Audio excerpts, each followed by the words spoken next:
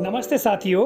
अतिथि शिक्षकों के लिए 10 एवं 11 जून का समय पंजीयन एवं सत्यापन के लिए है और इस संबंध में लोक शिक्षण संचालनालय के द्वारा दिशा निर्देश जारी किए गए हैं। जैसा कि आप देख पा रहे हैं दिशा निर्देश, और यह दिशा निर्देश 23 मई 2022 का है। विषय वस्तु है अतिथि शिक्षक पोर्टल में नवीन पंजीयन, आधार, ई-केवाईसी, पूर्व पंजीकृत आवेदन में योग्यता में संशोधन एवं सत्यापन।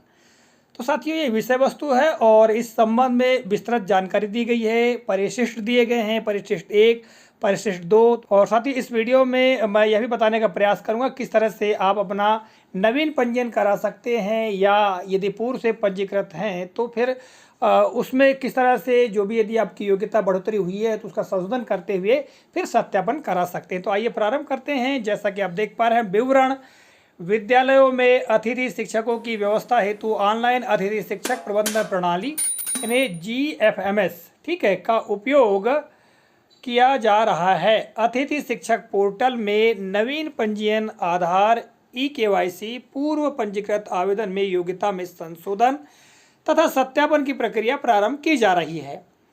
पोर्टल में पंजीकरण एवं सत्यापन की प्रक्रिया परिशिष्ट 1 पर है। साथियों, अभी इस वीडियो के अंत में जैसा कि मैंने आपको प्रारंभ में बताया, मैं बताऊंगा परिशिष्ट 1, और परिशिष्ट 1 के माध्यम से बताया गया है कि किस तरह से आप अपना पंजीयन या जो योग्यता में वृद्धि है अपने स्वयं के पूर्व में जो आवेदन है उसको किस प्रकार खोल सकते हैं और उसमें संशोधन कर सकते हैं। ठीक है, तो चलिए आगे बढ़ते हैं। और आगे कहा गया है कि शैक्षणिक सत्र 2022-23 में सेम राइज विद्यालयों में अकादमिक के अतिरिक्त सह अकादमिक स्टाफ भी शामिल है।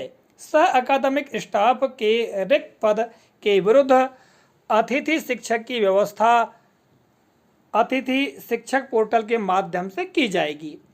सह अकादमिक पदों के लिए निर्धारित शैक्षणिक योग्यता के आधार पर जनरेट होने वाले स्कोर कार्ड की जानकारी परिशिष्ट 2 पर उपलब्ध है। तो साथियों, अभी परिशिष्ट 2 का भी अवलोकन करेंगे। ठीक है, आगे बढ़ते हैं। आप इस स्लाइड में देख रहे हैं जो जानकारी दी गई हैं नवीन पंजीकरण के लिए या पूर्व पंजीकृत आवेदन में ई-केवाईसी तथा सत्यापन के लिए, और पूर्व में सत्यापित आवेदन जिनके स्कोर कार्ड उपलब्ध हैं में संशोधन। तो पहला बिंदु है नवीन पंजीकरण।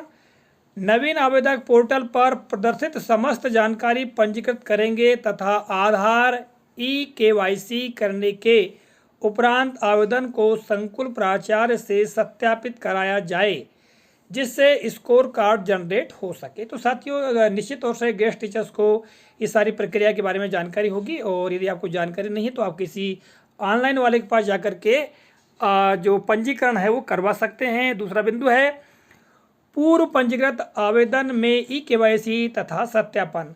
देखिए, विवरण दिया गया है आवेदक जिनकी जानकारी सत्यापित नहीं है वे लॉगिन के उपरांत अपनी जानकारी में संशोधन कर सकते हैं, और संशोधन के उपरांत आवेदन को संकुल प्राचार्य से सत्यापित अवश्य कराया जाए जिससे कि स्कोर कार्ड जनरेट हो सके। साथियों, इस बात का विशेष ध्यान रखना है कि जब आप संशोधन कर लें इसके पश्चात संकुल प्राचार्य से उसे अनिवार्यतः सत्यापित कराना होगा, अन्यथा स्कोर कार्ड जारी नहीं होगा। ठीक है, तो साथियों स्कोर कार्ड जनरेट करने के लिए सत्यापन आवश्यक है। तीसरा बिंदु है पूर्व से सत्यापित आवेदन जिनके स्कोर कार्ड उपलब्ध है में संशोधन।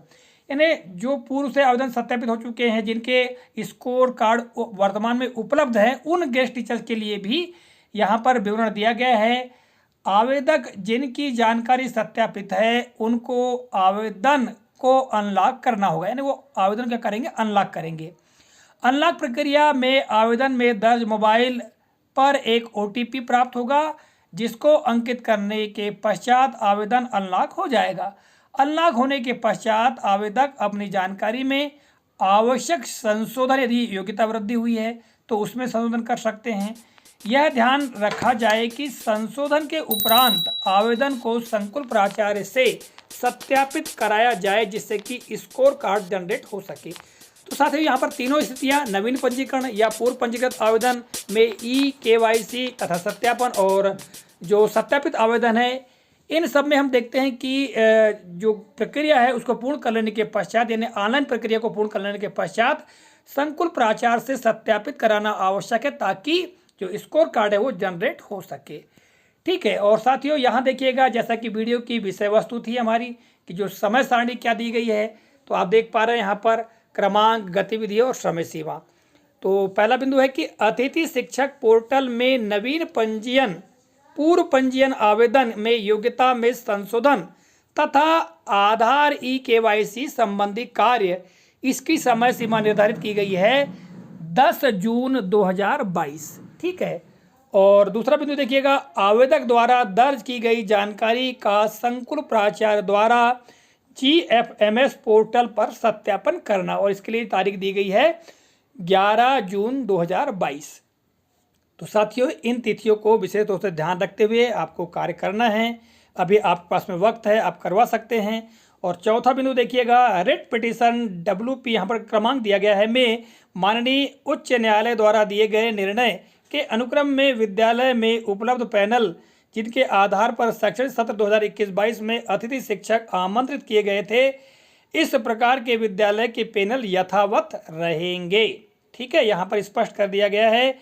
और आगे कहा गया है कि समस्त संकुल प्राचार्य सुनिश्चित करें कि उक्त तिथियों में सत्यापन संबंधी कार्य हेतु उपस्थिति आवेदकों के आवेदन में दर्ज जानकारी को उनके अंकसूची प्रमाण पत्र से मिलान कर सत्यापन का कार्य पूर्ण करेंगे तथा जिला शिक्षा अधिकारी कार्यालय में अतिथि शिक्षक कार्य हेतु चिन्हित नोडल अधिकारी उक्त कार्य की समीक्षा कर प्रतिवेदन जिला शिक्षा अधिकारी को प्रस्तुत करेंगे तथा यह सुनिश्चित करें कि संकुल कार्यालय में उपस्थित आवेदकों के आवेदन सत्यापन संबंधी कार्य समय सीमा में पूर्ण हो। तो साथियों अभी जो दिशा निर्देश में जानकारी थी उसको आपने देखा। ठीक है। और अब यहाँ से साथियों परिशिष्ट 1 हम देखते हैं कि नवीन पंजीयन कैसे होगा। यहाँ पर पूरी जानकारी दी गई है, और यदि आपको ये पूरी जानकारी को देखना है तो आप इस वीडियो के डिस्क्रिप्शन बॉक्स में लिंक दी गई है, उस लिंक पर क्लिक करें और पूरे दिशा निर्देश को डाउनलोड करेंगे तो वहाँ पर परिशिष्ट 1 और परिशिष्ट 2 दोनों डाउनलोड हो जाएगा, और आप अच्छी तरह से इस जानकारी का अवलोकन कर सकते हैं। जैसा कि आप देख पा रहे साथियों, प्रत्येक स्लाइड में आपको ये जो पंजीयन से संबंधित परिशिष्ट 1 में जानकारी दी गई है वो यहाँ पर बताई गई है। ठीक है, कि किस तरह से आप क्या कर सकते हैं, यहाँ पूरी प्रक्रिया को समझते हुए कर सकते हैं, या फिर आप किसी ऑनलाइन वाले के पास जाकर भी ये सारी प्रक्रिया को पूर्ण करा सकते हैं। और यहाँ देखिएगा परिशिष्ट 2 CM राइज विद्यालय के लिए पदों का विवरण, अकादमिक पद यहाँ पर दिया गया है, पूर्व प्राथमिक शिक्षक और सह अकादमिक शिक्षक यहाँ पर दिए गए हैं पद। ठीक है।